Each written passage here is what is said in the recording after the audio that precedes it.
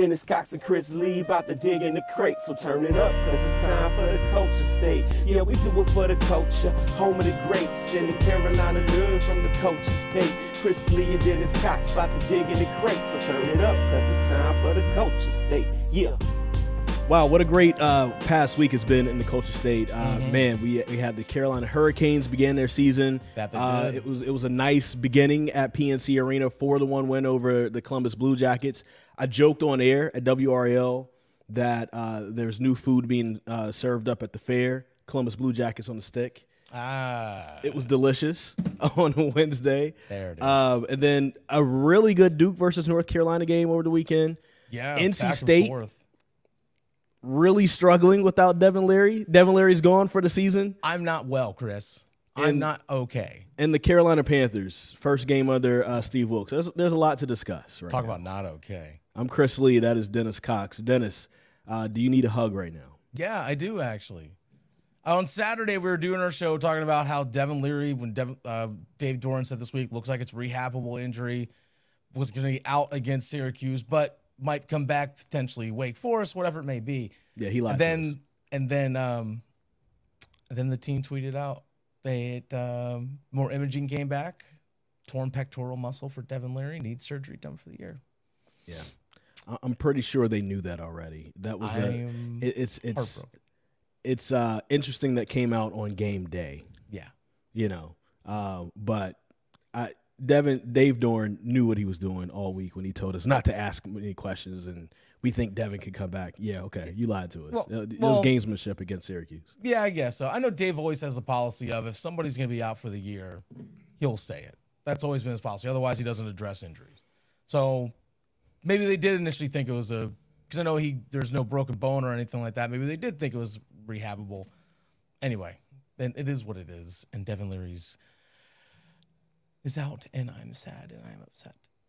Does he stay, or does he go to the NFL draft? I kind of feel like he needs to go to the NFL draft right now. I think his intention is to go either way. No matter what happened this season, his intention was to go because he's already been in school for 5 years. He's 23 years old. I mean, he's a junior in the field, though. Technically, he does have an extra year of eligibility if he wants to use the 6th year because he redshirted and he has a COVID year of eligibility that he can use. But being 24 years old, then looking at 24 going to 25 into the NFL, that lowers your value a bit. So I think, honestly, his intent was to go anyway. Like I asked Sam Hartman at ACC Kickoff, hey, what are your plans for after this year? Because he also has an extra year of eligibility with having redshirted in a COVID year. And he says, this is my last season either way. He's like, my last season at Wake Forest, no matter what. Sam has been in school for 6 years.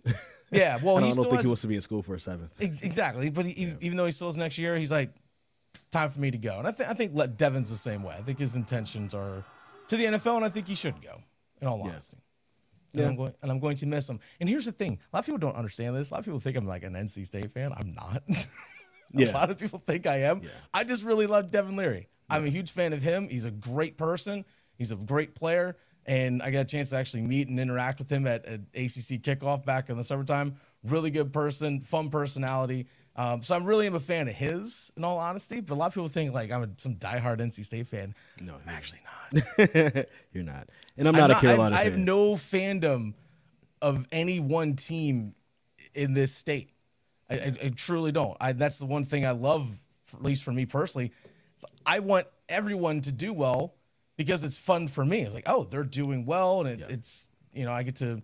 Oh, Wake has a great team. It's fun to follow them, or if App, the Panthers, whatever it may be. I don't have a school affiliation. Yeah. Here in the state of North Carolina, which is great. Actually, maybe UNCG. That's the only school I have other than Meredith College. UNCG. Good. That's a good choice to have. Those parties. Let's talk about how good of a game UNC versus Duke was. I mean, it was. I know you missed a lot of it. At a wedding in Wilmington. By the way, beautiful time of year to go to Wilmington. Yeah. I think Wilmington is good any time of the year, honestly. Yeah. But yes, it was a really good game. I think a lot better than what I expected, even outside of what Duke has already done this year, right? Like Duke is the surprise of the year. They're a lot better than what we anticipated, all that stuff. Let's get that out the way.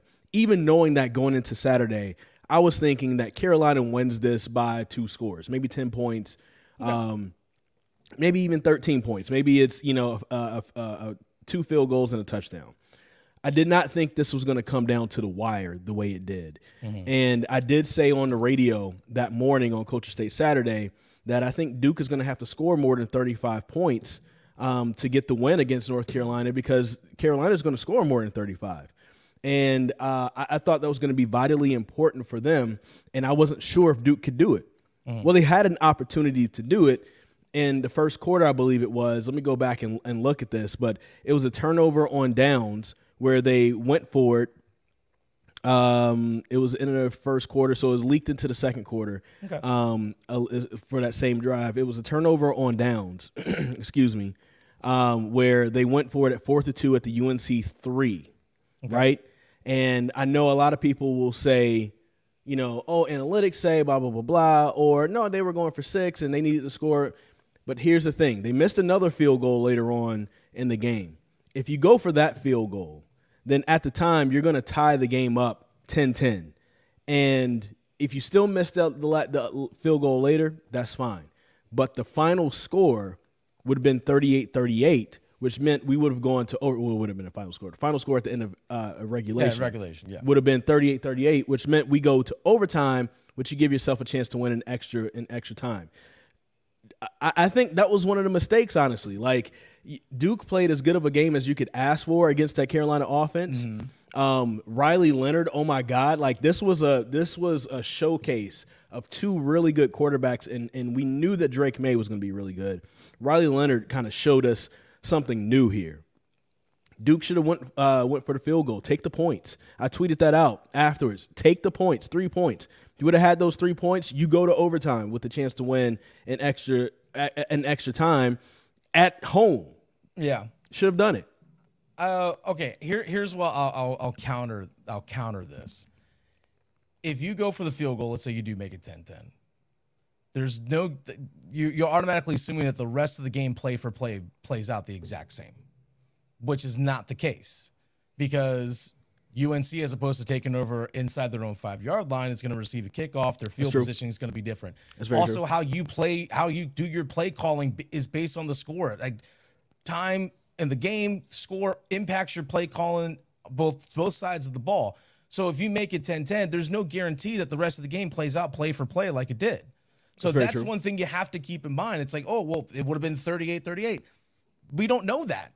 UNC, okay, you make it 10-10, they take the kickoff back for a touchdown. Yeah. Now it's 17-10. You don't know what's going to happen. So so that's where I push back on that argument, is for that it doesn't play out play for play. So that's kind of where I push back on this. But also, if you're looking at the other side, if you're Mike Elko and I see Drake May on the other side of the field in that offense, I'm thinking, if I got a chance to get 6, I'm going to try and get 6. That mentally does have to play into your decision making. So I get, like, hey, you get a chance to make points here. I get that, but I got a chance for 6. I'm 3 yards away. All I need is 2 for a first, to get first and goal. I get it, because that offense is so high powered. You have to try and match it, because you have to anticipate anytime that they have the football, they're going to get a touchdown, and you can't match touchdowns with field goals. So coming at the point early in the game, that's fine. Now, if it was late in the game situation, that's maybe a little bit of different play calling. But if it's early second quarter, you still got basically 45 minutes of football left. And here's the thing. They still had a chance to win it at the end of the game. So I'll go the opposite direction with you with what you just said. Because it was early in the game, I think you take the points and try to stack up as many points as possible. And you're absolutely right about the point that you made, where, like, the game is going to play out differently. Instead of taking over at Carolina taking over at their own 3, it's going to be a kickoff. More than likely they start at the 25 or 30 or whatever. Mm-hmm. So it makes it completely different. I do get that, but also early on in the game, if it's 4th and goal at the 1. Yes, go for it. It was 4th and 2 at the 3. Yeah. So there is a possibility to get a first down, but at that, when you're so backed up right there, it's kind of tough. You're going to have to pretty much just go for the touchdown. Yeah, everything's so compressed. Yeah. And so everything is so compressed, and I would say just right there, like, just take the points. You're going against Carolina. It ties it up for them. And, and I think it gives your team at least a little bit sense of accomplishment that we at least walked away with something. At the end, I get it. Hey, Carolina's going to score 6. You got to have 6. But they kicked the field goal themselves. It was 10-7. Yeah. So at least, hey, I'm going to tie this up. Boom. Right here. We're right here at you. What's up, Carolina? Yeah. And I think that is something that it was, if you look at the end of the game, and there was also a missed field goal from Duke. But I think that's a missed opportunity because that would have been a chip shot. And if the game still does play out the way it played out, we're talking about overtime at the end of the day. And I understand your argument, but still at the end of the day, if you, like Matt Rule would say, at the end of the day, you would have those 3 points. And I still think that you would have been able to have, some of the touchdowns that you had before because a lot of what you did was great play calling and it was a lot of great individual effort. And a great scheme that they had going against Carolina. Oh yeah, I totally get what you're saying. I've always been on the mindset. Just my own personal philosophy is go for it. That's my thing. I say go for it. If you get a chance, late in the game. It. Yeah. First half, take the points. First half, take the points. Go for it late in the game though, when it's winning time.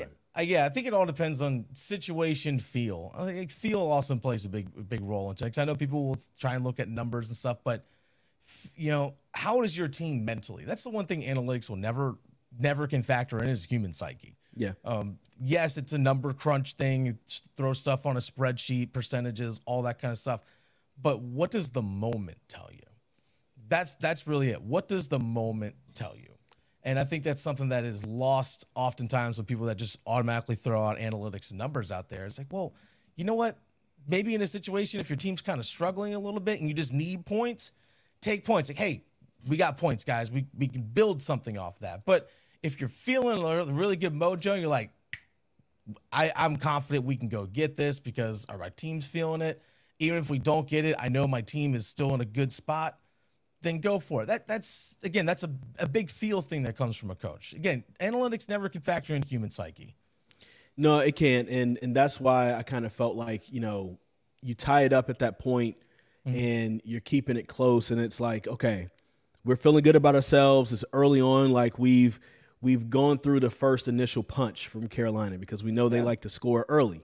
And, we just got to the second quarter, and things are tied at home. This is a game.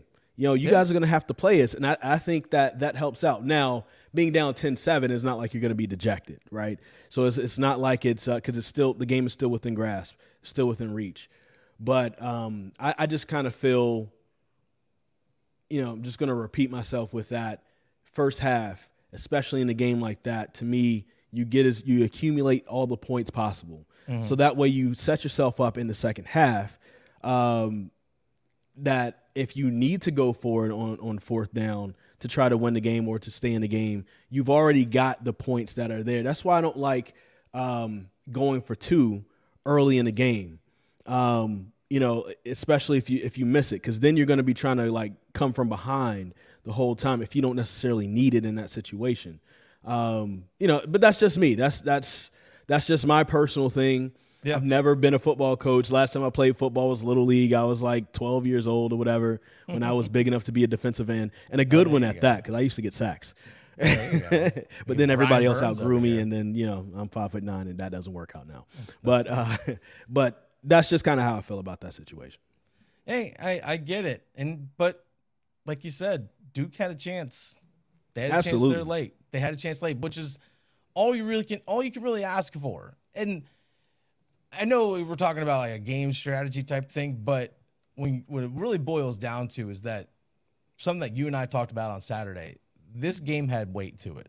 This game had stakes to it for both teams. Yeah. Not just for Carolina, which was the anticipation going into the season. Like, oh, okay, man, UNC can get a Coastal win here. To maybe they can go 5-3, win the Coastal. Now UNC legit has the inside track to win the Coastal Division. You already beat Miami, and you're probably the second best team you're going to face within your division this season was Duke now, based on how the season has played out, and you beat them both. So here's the thing. If you're in North Carolina, you're in the proverbial driver's seat when it comes to the Coastal Division. It's yours to take. But also, shout out to Duke. The fact that they were in a position to not only win this game, but that game mattered to that team in terms of where they're going to stand at the end of the season. You never know. UNC could slip up against Pitt and Georgia Tech and whomever, and Duke might still win the Coastal Division, because that's what the Coastal Division is. Well, it's Coastal chaos for a reason. But the game had stakes in the triangle between those two teams, and I think that's what's really cool. Here's the thing that I think is really interesting to look at. Duke, of course, left for dead at the early of the season. We just kind of thought they weren't going to be very good at all. Mm-hmm. Mike Elko doesn't even have all of his guys yet, right? Like he's got the guys that were like holdovers. You know, who knows? Maybe he loves this group of guys, and he's like, oh man, this is a perfect. I would have, going after all these same guys.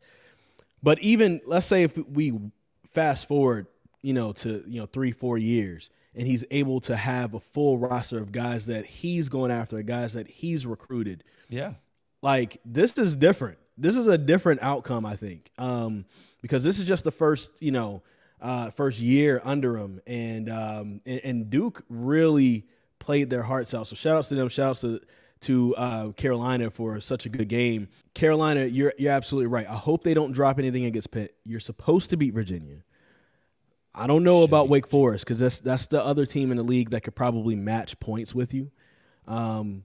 And where NC State is, what NC State showed me over the weekend, they're not going to have the offensive firepower to be able to beat Wake Forest and UNC.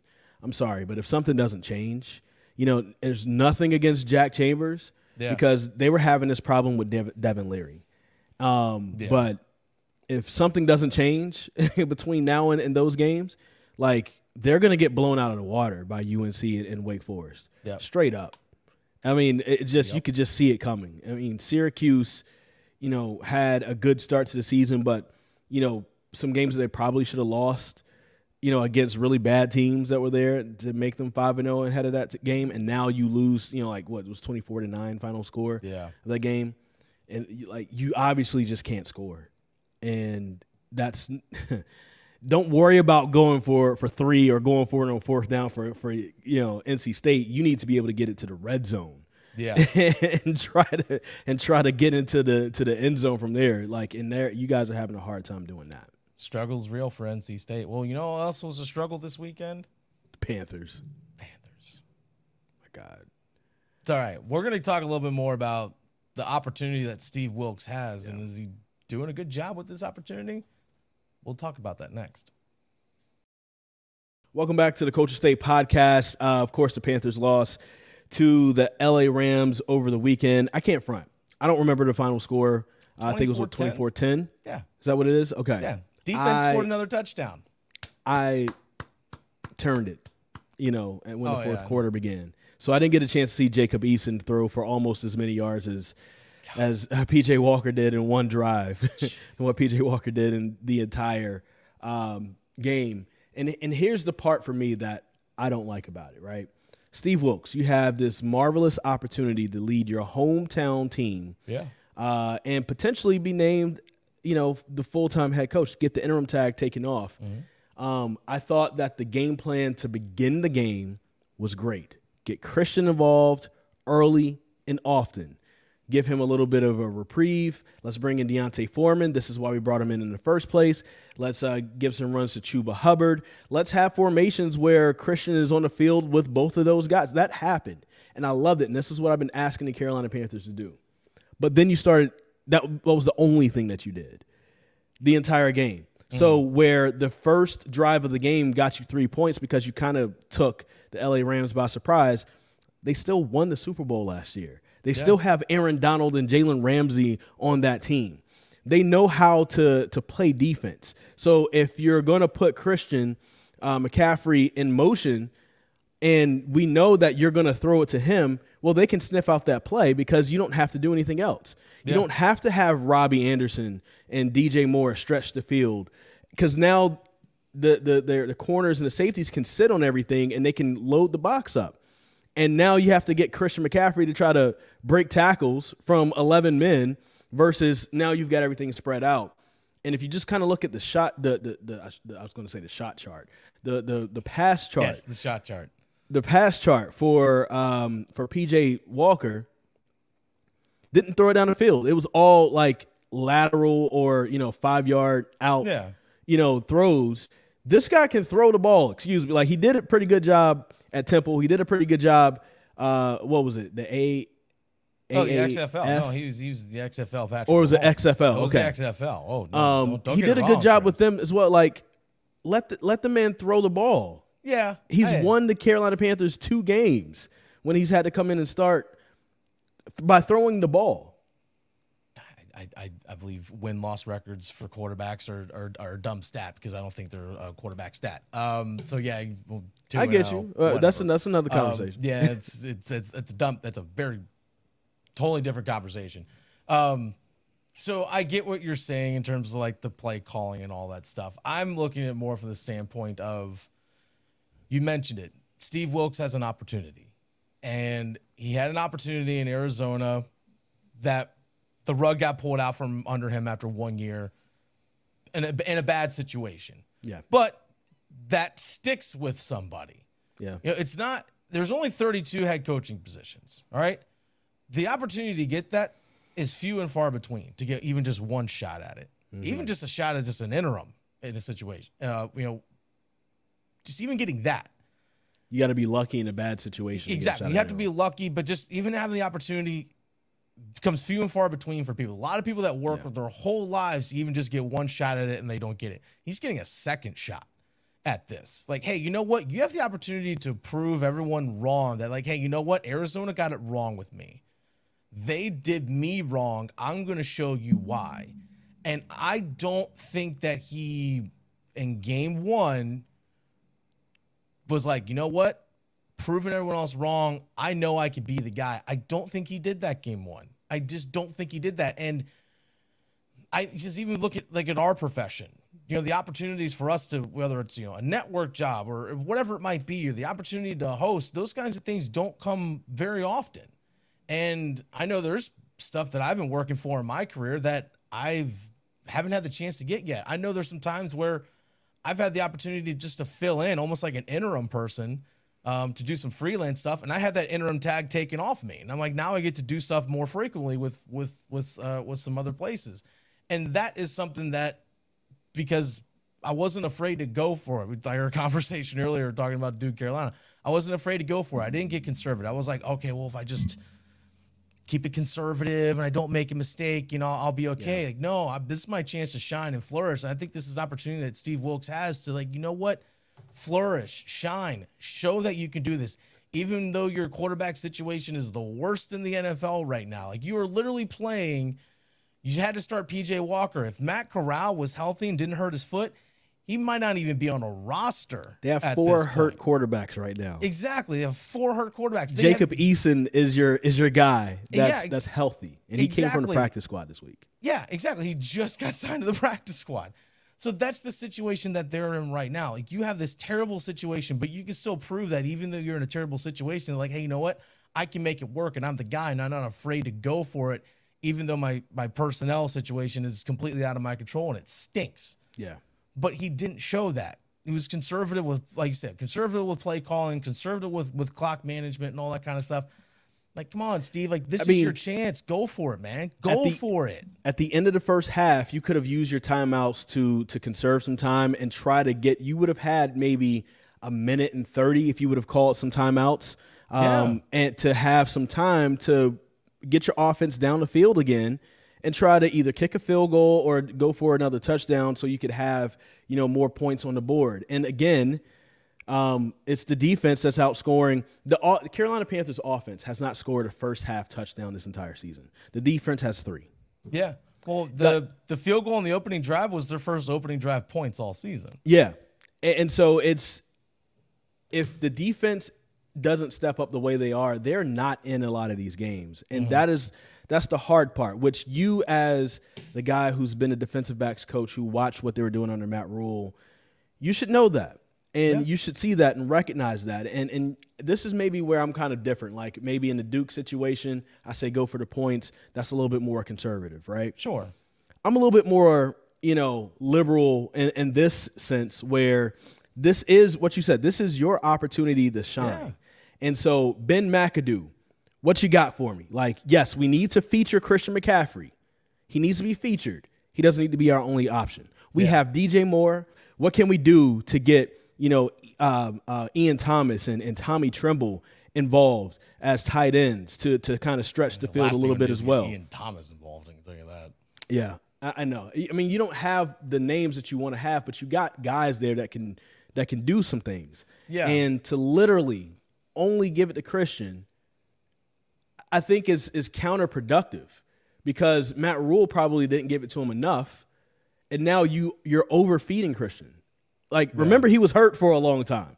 He only played 10 games in 2 years, right?